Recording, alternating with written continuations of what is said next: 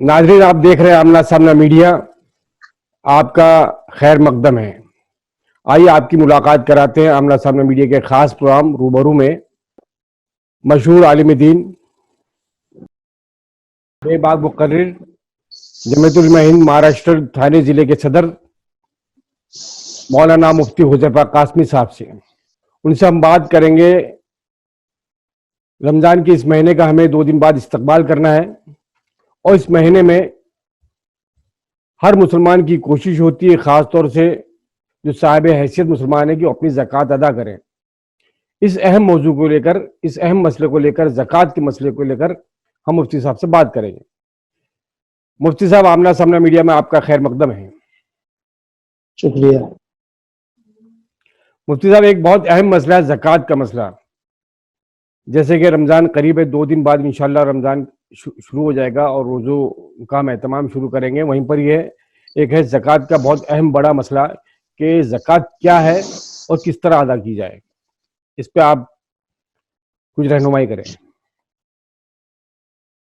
دیکھیے، اسلام دین فطرت ہے، اور ہم مسلمانوں کا یہ عقیدہ ہے کہ ہمارے خالق و مالک نے اس کائنات میں جتنی چیزیں پیدا کی ہیں، کوئی چیز بے مقصد اور لغو نہیں ہے، اور جس چیز کو جس مقصد کے لیے پیدا کیا ہے اور جس چیز کو جہاں رکھا ہے وہی اس کے لیے مناسب جگہ ہے۔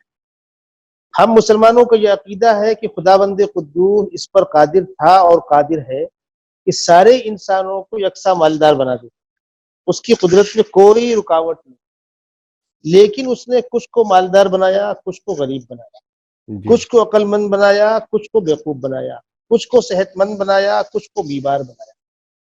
25ویں پارے میں خداوند قدوس نے بڑے لطیف انداز سے اس حکمت کی جانب اشارہ کیا، وَرَفَعْنَا بَعْضَهُمْ فَوْقَ بَعْضٍ دَرَجَاتٍ، بندو ہم نے تمہارے درمیان طبقات بنائے، کسی کو اوپر کسی کو نیچے، کسی کو ذہین کسی کو غبی، کسی کو صحت مند کسی کو بیمار، کسی کو امیر کسی کو غریب۔ کیوں؟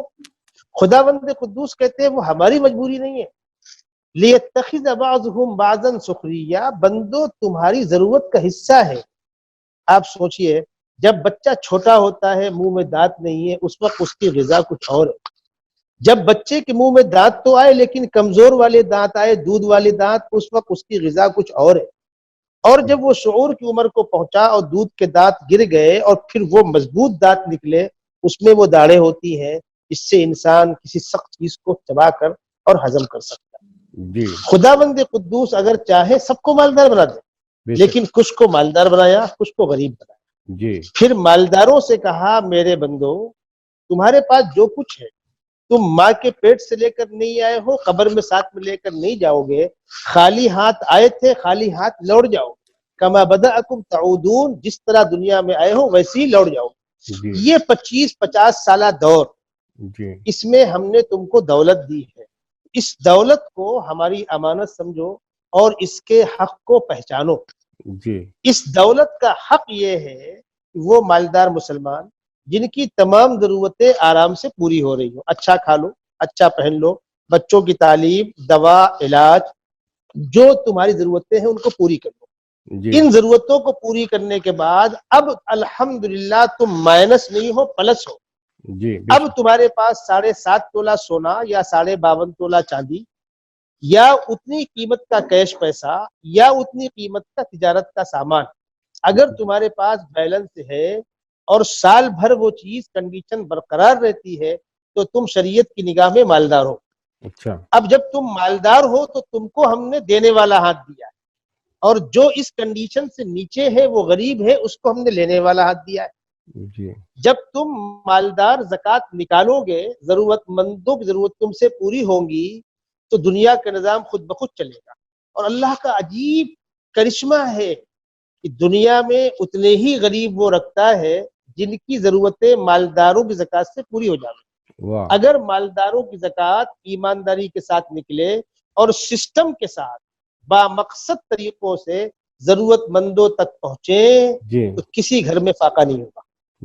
تو بندوں میں سے کمزوروں اور طاقتوروں، امیروں اور غریبوں، صحت مندوں اور بیماروں کے بیچ میں رشتہ برقرار رہے، انسانیت اور محبت زندہ رہے، اس مقصد کے لیے خداوند قدوس نے ہم مسلمانوں کو، مالدار مسلمانوں کو زکوٰۃ کا نظام دیا۔ جی، اب اس میں سوال یہ پیدا ہوتا ہے کہ اس میں زکوٰۃ کے حقدار کون ہیں؟ کیا رشتہ دار بھی ہیں جی یا عزیز و اقارب ہیں یا ہمارے پڑوسی ہیں؟ یہ کون لوگ ہیں جی کن کا دیکھیے حق اس میں زیادہ دو ہے؟ کنڈیشن جی جی دو کنڈیشنیں ہیں۔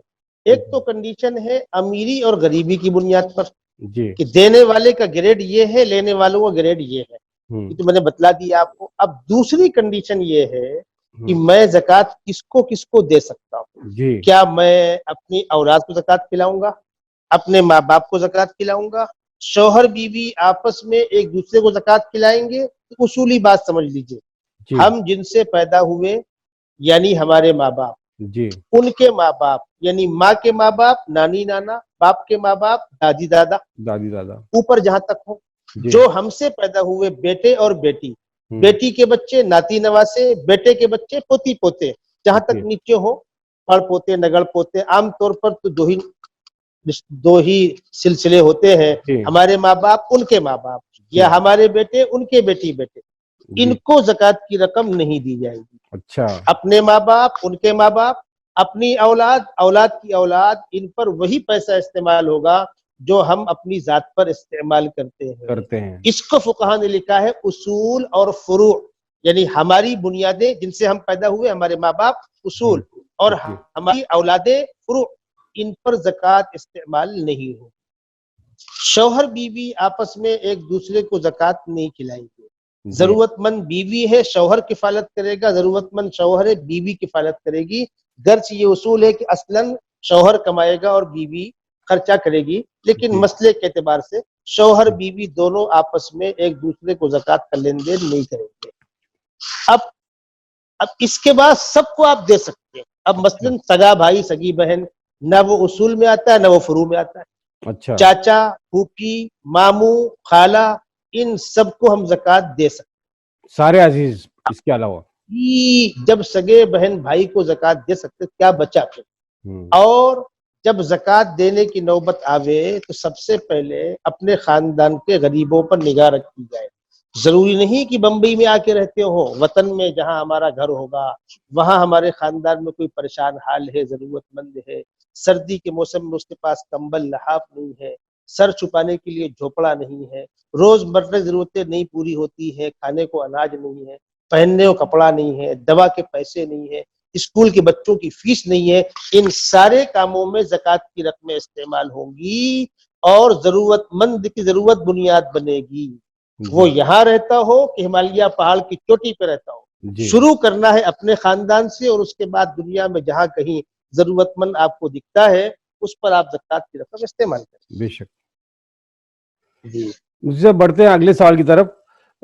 جیسے کہ اس لاک ڈاؤن میں ہمارے رمضان کے مہینے میں شہر میں یا گاؤں میں الگ الگ جگہوں پر جو ہمارے مدارس کے یتیم خانوں کے جو سفیر حضرات ہیں، جن سے مدارس چلتے ہیں، ہمارے یتیم خانے چلتے ہیں، بہت سارے اس طرح کے ادارے چلتے ہیں، تعلیمی ادارے چلتے ہیں، تو اس لاک ڈاؤن میں آ نہیں پائیں گے وہ۔ اب ان حالات جی میں وہ زکوٰۃ ان کو کیسے ادا کی جائے، کہاں کی جائے، کس طرح سے کی جائے؟ دیکھیے، مسلمان زکوٰۃ عام طور پر رمضان میں نکالتا ہے، جی ہم اس سے منع نہیں کرتے، آج لاک ڈاؤن نہ ہوتے لوگ رمضان میں نکالے، لیکن یہ مسئلہ سمجھ لیں کہ زکوٰۃ کا رمضان سے کوئی تعلق نہیں۔ زکوٰۃ مستقل ایک فریضہ ہے جو اپنے وقت پر انجام دیا جائے گا، آپ رمضان میں نکالیں، آگے نکالیں، پیچھے نکالیں۔ تو جی ان سال چونکہ لاک ڈاؤن کی مجبوری ہے تو رمضان میں نہ وہ آ سکتے ہیں نہ ہم جا سکتے ہیں، اور ہمارے لیے بھی تمام اداروں کو پہنچا کر دینا اتنا آسان بھی نہیں ہے۔ تو ذہن میں یہ رکھیں کہ جن اداروں میں ہمارا پیسہ جاتا تھا، جن کو ہم نے مستحق اور معتبر سمجھا، جی یا جو لوگ بھی تنظیموں والے آتے تھے، یتیم خانے والے آتے تھے، بیواؤں کو وظیفے والے آتے تھے، بہت سے خیر کے کام بڑے مخلص اللہ کے نیک بندے انجام دے رہے ہیں جن پر ہمارا مکمل الحمدللہ بھروسہ ہے۔ الحمدللہ ایسے لوگوں کی رقمیں، ایسے لوگوں کا حق ہم روک کے رکھیں، محفوظ رکھیں۔ جب لاک ڈاؤن ختم ہو، ان کا آنا ممکن ہو تو، ہمارا جانا ممکن ہو تو، یا جو ذرائع ممکن ہو ان طریقوں سے وہ پیسہ وہاں ٹرانسفر کیا جائے۔ اس لیے کہ اس سے پورے ملک میں بہت سے خیر کے کام جاری ہیں، وہ کام جاری رہنے چاہیے۔ جی اور ہم نے اگر اس موقع پر کچھ زائد پیسہ خرچہ بھی کر دیا ہوگا ضرورت مندوں کھانا وانا کھلانے میں، تو یہ کوشش ہو کہ ان معتبر اداروں کا حق مار نہ کھائے، بھلے سے ہم کو اپنے کاروبار میں اپنے پونجی میں سے تھوڑا بہت ایڈجسٹ کر کے ان کو اس سال کی ان کی اس مجبوری کے تحت ان کو سنبھالنا پڑے۔ میں بمبئی کے تمام مخیر احباب سے کہتا ہوں اور علاقے کے لوگوں سے اور ہندوستان کے لوگوں سے عام طور پر کہ جو معتبر ادارے ہیں جہاں سے دین کی خدمات انجام دی جا رہی ہے، جو ہمارے دین کے قلعے ہیں، ان کو کسی قسم کی تکلیف نہ ہو، یہ بھی ہماری آپ کی ذمہ داری ہے۔ ایک طریقہ یہ بھی ہو سکتا ہے نا، جیسے اگر ہم چاہیں تو آن لائن پیمنٹ ادا کر سکتے ہیں ان اداروں کو، کچھ ایسا نظام قائم کر سکتے ہیں، ہو سکتا ہے؟ وہ بھی ایک شکل ہے، وہ بھی ایک شکل ہے، لیکن اس کے لیے کتنی سہولتیں ہوں گی، کیا دقتیں ہوں گی، وہ تو دینے اور لینے والا سمجھ سکتا ہے، اس سے انکار نہیں ہے۔ جہاں وہ شکل آسان کے ساتھ ہوتی ہو وہ بھی ٹھیک ہے۔ وہ بھی اصل میں ہوتا کیا ہے کہ مدارس والے آپ کو رسید دیتے ہیں، آپ کا ریکارڈ رکھتے ہیں، اور کس کا پیسہ آیا کس کا نہیں آیا، ہر بندے کا آن لائن حساب رکھنا آسان تو نہیں ہوتا ہے۔ آپ نے ڈال دیا، آپ نے ان کو اطلاع نہیں کی، کیا معلوم پڑے گا کس نے ڈالا ہے، کون مخیر ہے؟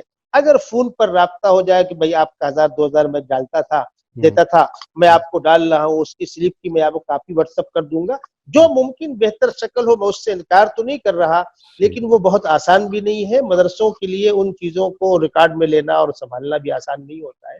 جو شکل مناسب ہو وہ کی جائے۔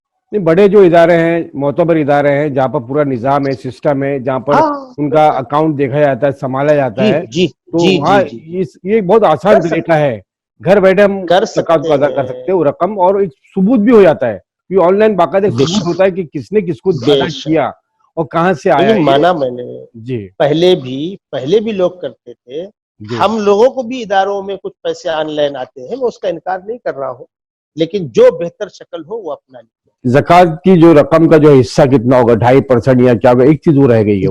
دیکھیے، زکوٰۃ کی جو مقدار ہے پرسنٹ، وہ ہے 2.5%۔ جی 100 میں 2.5 یا 40 میں 1، بعض لوگ 40واں کہتے ہیں اس کو۔ یہ مقدار ہے جو مالدار اپنے پیسے سے نکالے گا، اور وہ حساب کس طرح کرے گا؟ سال میں ایک مرتبہ ایک ڈیٹ پکڑ لے گے، وہ آپ کی سہولت پر ہے، آپ نے جو ذہن میں رکھا ہے، بعض لوگ رمضان میں کر لیتے ہیں، آپ رمضان سے ہفتے بھر پہلے کر لیجئے، جیسی آپ کی سہولت ہو۔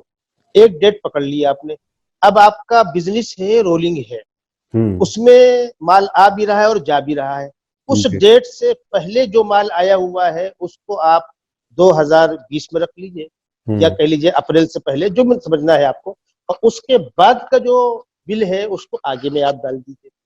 اس ڈیٹ سے پہلے جو پیمنٹ آپ کو کرنے تھے، مان لیجئے آپ کو 15-25 لاکھ پیمنٹ کرنا ہے، اتنا مائنس کر دیجئے۔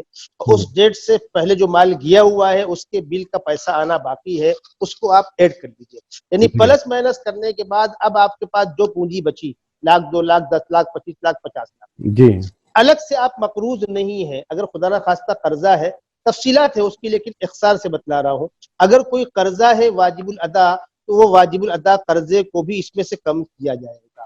اچھا اب اس کے بعد جو بچا، اب اس کے بعد جو بچا، یہ وہ رقم ہے جس میں سے آپ کو 2.5% ضرورت مندوں کو پہنچانا ہے۔ اب ایک نازک مسئلہ یہ آتا ہے کہ جب سگا بھائی سگی بہن کو اور بھتیجا چچا کو یا پھوپھی اور ماموں اور خالہ کو زکوٰۃ دے سکتا ہے، تو ایسا بھی ہوتا ہے بسا اوقات ایک ہی بلڈنگ میں اوپر نیچے رہ رہے ہیں، ایک دادا کی اولاد ہے، کوئی امیر ہے کوئی غریب ہے، تو وہ غریب ضرور ہیں، لیکن ان کو اگر یہ معلوم ہوتا ہے کہ زکوٰۃ ہم کو کھلائی جا رہی ہے، دل دکھتا ہے۔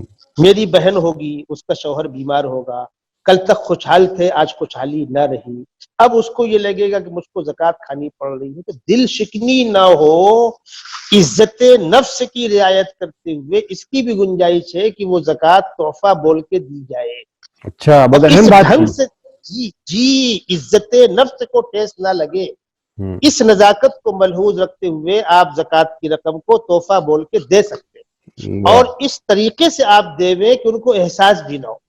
جس کا صحیح۔ بہتر طریقہ یہ ہوتا ہے بچوں کی اسکول کی فیس بھر دی جائے، بیمار کا بل پیڈ کر دیا جائے، سال میں 1-2 مرتبہ بہن میں اپنے بچوں کو کپڑا لایا تھا، مجھے اچھا لگا، آپ کے بچوں کو میں نے لے لیا ہے ساتھ میں، بہن بچوں کے لیے دودھ کے لیے پیسے لے لو, عید کی تیاری کے لیے پیسے لے لو, عیدی کے نام پر کسی عنوان سے, یعنی درمیان سال آگے پیچھے اس پیارے انداز سے ان کو دیا جائے کہ ان کی مدد بھی ہو جائے, اور ہمارے دل کی نیت کے اللہ جاننے والا ہے دل کے حال کو, اللہ اس کو قبول کرے گا. زکوٰۃ میں اس کی رعایت بھی ہونی چاہیے, اور ہم جس ضرورت مند کو زکوٰۃ دے رہے ہیں اس کو کسی اینگل سے ٹھیس نہیں پہنچنا چاہیے, اور آئندہ کبھی احسان نہیں جتلانا چاہیے. احسان فراموش ہے, میں نے پڑھایا, میں نے لکھایا, میں نے کھلایا, میں نے یوں کیا اور میں نے یوں کیا. اللہ کے لیے آپ نے کیا ہے, اجر کی امید اللہ سے رکھیے.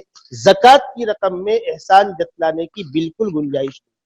یا کوئی آدمی ہمارے مفاد کے لیے لگا ہوا ہے, کوئی کام کر رہا ہے, اور اس خدمت کے معاوضے میں زکوٰۃ دی جائے, اس کی بالکل گنجائش نہیں ہے.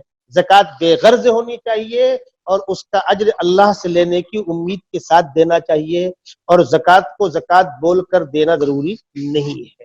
یہ صرف اس لیے ہے تاکہ خاندان کے غریب کی عزت کو ٹھیس نہ پہنچے. بہت ہی اہم بات پہ آپ نے روشنی ڈالی ہے, جس کا ہم لوگ جو ہے نا اس پہ عمل نہیں کرتے ہیں صحیح ڈھنگ سے جیسا ہونا چاہیے, اور دے کر احسان جتا دیتے ہیں, کہیں کہیں احساس دلا دیتے ہیں. بہت بڑی بات کیا ماشاءاللہ. کیا جی جی آگے کوئی ایسی بات جو ایسا سوال جو میرے ذہن میں نہیں آیا ہو زکوٰۃ کو لے کر, اگر آپ کے ذہن میں ہو تو کہنا چاہے تو کہہ سکتے ہیں آپ, کہ ہمارے ناظرین پہنچے. بات میرے خیال سے مکمل ہو گئی ہے, سارے پہلو واضح ہو گئے ہیں جی, اور بہتر ہے. ٹھیک, بہت بہت شکریہ آمنا سامنا میڈیا سے بات کرنے کے لیے, اور خاص طور سے مسلمانوں تک اپنا پیغام پہنچانے کے لیے. اہم زکوٰۃ کے مسئلے پر آپ نے روشنی ڈالی تفصیل سے. بہت بہت شکریہ آپ کا, جزاک اللہ خیر.